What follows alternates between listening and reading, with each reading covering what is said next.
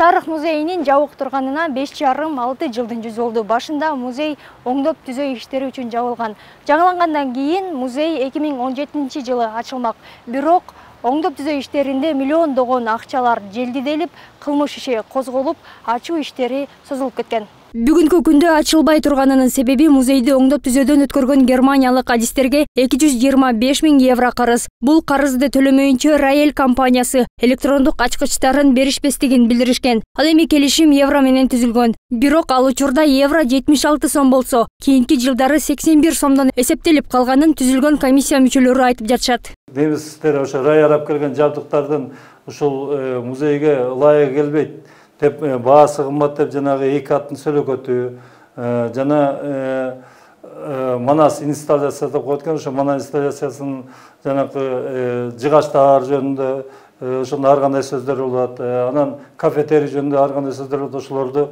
кабыл алуу үчүн ушу ведомствого ошондой окшошкон номерлердин баарын кабыл алуу үчүн ведомство аралык комиссия түзүп, ошолордун негизинде кабыл алуу болуп эсептелет. Акча маселесинин айынан жабык турганы ар бир жаранды ойлондурбай койбойт. Ал эми тарыхчы Кыяс Молдокасымовда кыргыз баалуулуктарын, маданиятын тааныткан улуттук тарых музейинин ачылбай турганы кейиштүү көрүнүш деп эсептейт. Канчалык эртерээк тарых музейи ачылса, сырттан келгендерге дагы, ички өзүбүздүн тарыхка кызыккан коомдун өкүлдөрүнө дагы, жаш муундарга дагы бул өтө зарыл, керектүү нерсе.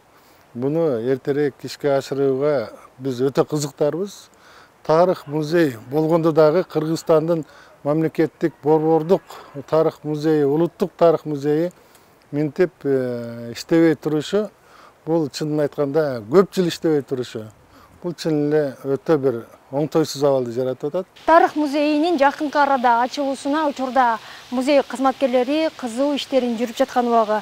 Биз музейдин ичине киргенибизде тарых музейинин экспонаттары, тарыхый буюмдар ордорду менен туруп даярдалыптыр. Болгону камерага тартууга уруксат берилген эмес. Ноябрь айында ачуу пландалып жатат азыр. Ошого аракет кылып атабыз. Атайын министрлер кабинетинин 9 сентябрда министрлер кабинетинин тескемеси чыккан. Ошол субподрядчы немец компаниясына болгон каражатты республикалык бюджеттен карап бөлүп берүү тууралуу. Музейди реконструкциялоо 2016 жылдын 25 мартында башталган. Иш башталган соң 4 ай өтпөй 22 июлда имараттан өрт чыккан. Өрт менен биргеликте экспонаттар өрттөлүп кеткен же болбосо уурдалып сатылып кеткен деген айдын кептер тараган. Ушул кылымдын башынан тартып музейде бир топ баалуу экспонаттар жоголгон деген имишти өзүнүн эле кызматкерлери айтышкан.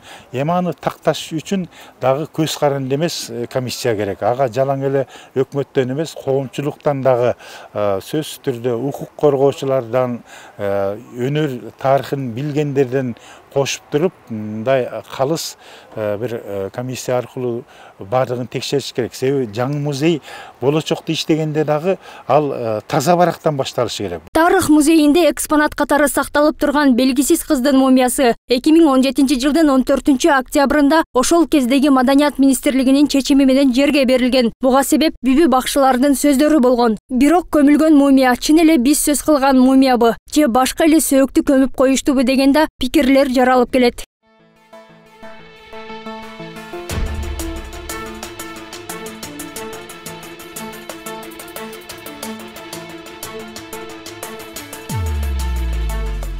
Белгилей кетсек, жогоруда айтылган оңдоп түзөө иштеринен кийин аны жүргүзгөн тараптарга кылмыш иши козголуп, 2020 жылы 9 июнда Бишкектин 1-Май райондук соту мурдагы премьер-министр Сапар Исаковду 18 жылга камакка алып, 247 миллион 650 миң 281 сом айыпка жыккан.